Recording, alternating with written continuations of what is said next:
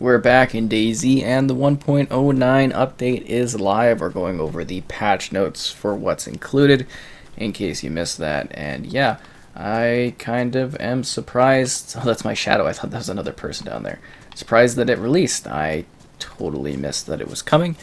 I knew it was September, but yeah, it just kind of randomly popped up, and here we go. So they added the Deagle pistol with its attachments. They added the Magnum revolver, the flagpole and flag. So that's basically giving your base a sort of room to increase the spawn options in regards to, so that your bases don't get reset, if you're kind of curious as to why that was implemented in the game.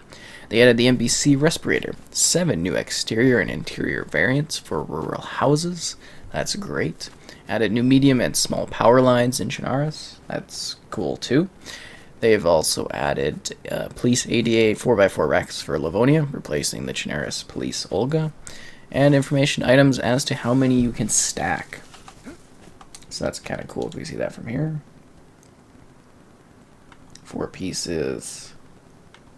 Yeah, okay. So you're seeing that in the top corner there. 4 pieces. Cool. So that's the added feature. Now we've got fix. So they have various issues with object placement of both Chernarus and Livonia terrains. Several exploits to glitch through collisions. An issue with characters sliding on steep slopes. Oh, thank you, because that was hilarious. One time in a stream, it was like, whoosh, dead. A bug that would spawn certain items slightly below the ground when swapped between the inventory and the vicinity. Fixed a bug that caused ropes and sticks to be left behind after destroying a watchtower or fence kit.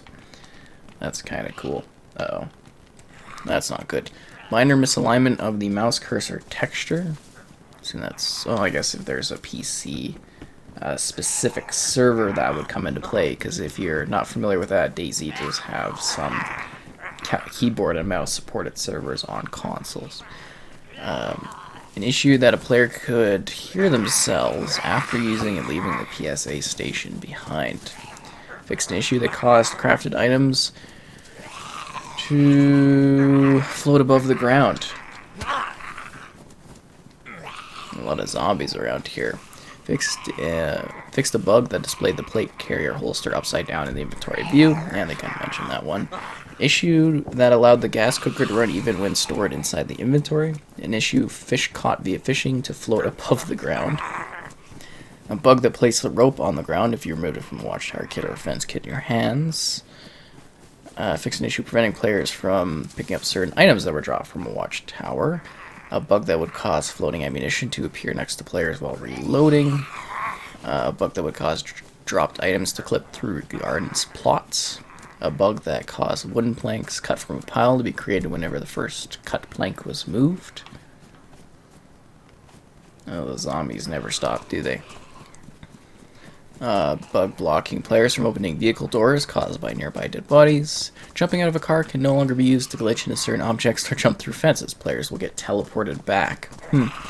Fix an issue with items in nested containers disappearing or spawning on the ground as new. Fix the damage calculation of the shotgun when using pellet ammunition.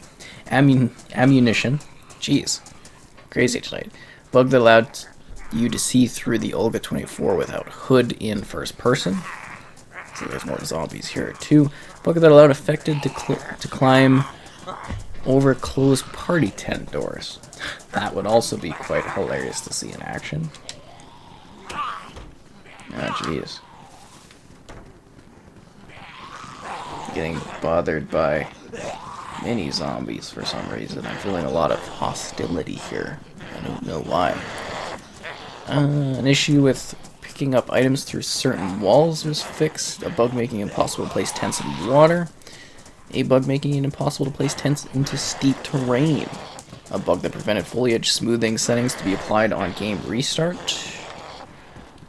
An issue that caused bullets shot via the double fire mode BK-43 and Blaze to be only registered as one hit. A bug that allowed usage of a ruined lockpick. An issue preventing quantities of items spawned within cargo at random capacity. An issue blocking certain affected types from appearing within cities and industrial zones. An issue with executing emotes in limited spaces, causing the character to clip into objects. And the final one, an issue causing vehicles while running engines to injure players close to it, even if the vehicle did not move. That's kind of comical. So even if the engine's running, and it's not moving, the car would, hurt people. It's kind of funny. I got, a whole gang of zombies here. That's crazy. So then they've got a bunch of change things. This is kind of actually a rather small update, in my opinion. Oh, that's another player.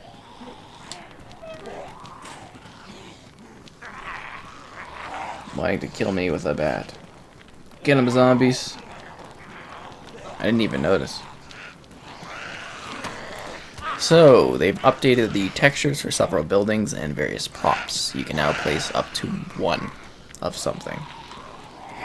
That's weird. Up to 10 wooden sticks into a fireplace. Armbands are not stackable anymore, and their inventory size are decreased to 1 by 2. The doors of vehicle wrecks now open wider. Locked doors only display their lock state after the player tried to open them once.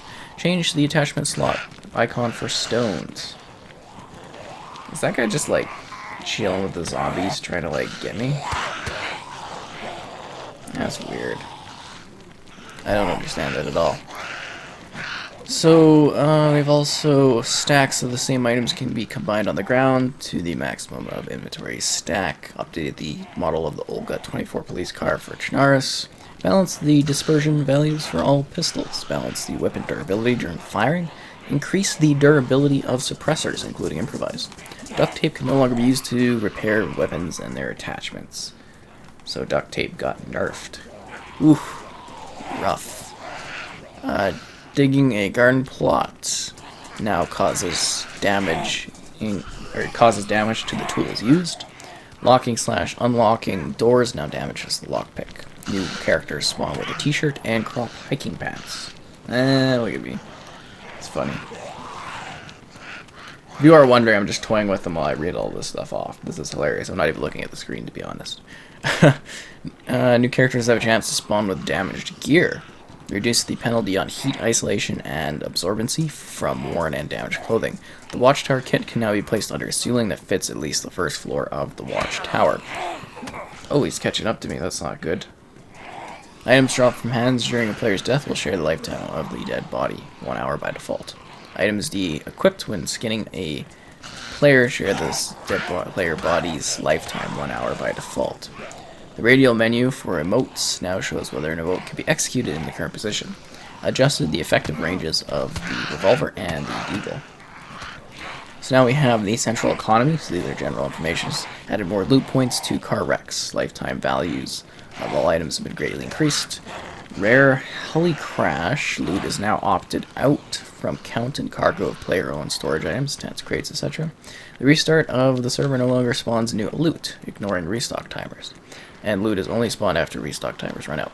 Added new initial spawn parameters into globals.xml, allowing the definition of percentage of items spawned into the world only when there's no existing storage present.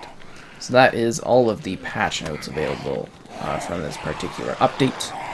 And yeah, it's kind of a small one, but a cool one because it changes some of the visual aspects of the game in some really cool ways. Oh wow, I'm straight up dead. I'm not even knocked out. Damn, that's pretty dark. So it looks like a lot of this really is smaller refinements to the game. You know, smaller changes, smaller adjustments. I didn't also read any sort of changes to certain balancing or anything like that, so I don't know if they've made adjustments to performance. It kind of doesn't feel like it from what I've been playing. Usually there are some extra little details that I spot on their info pages, but I haven't seen anything like that.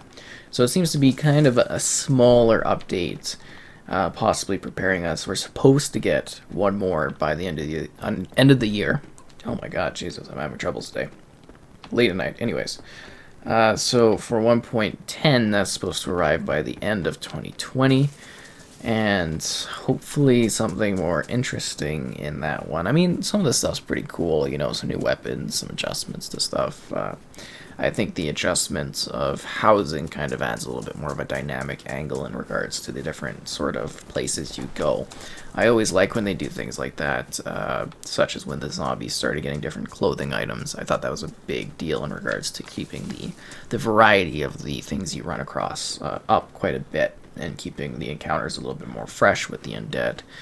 So it's neat that they were able to do that. It's interesting how you spawn differently now with the clothing. I'd love to hear your guys' thoughts on what they added to this with this particular update and what you're hoping for with 1.10. As usual, you can expect possibly like a live stream soon, kind of going over this update, seeing really digging into what's new, and also reviews of the Xbox and PlayStation versions of DayZ as of 1.09, going over what's changed and the state of the game as of the update and everything like that. And I hope you enjoyed.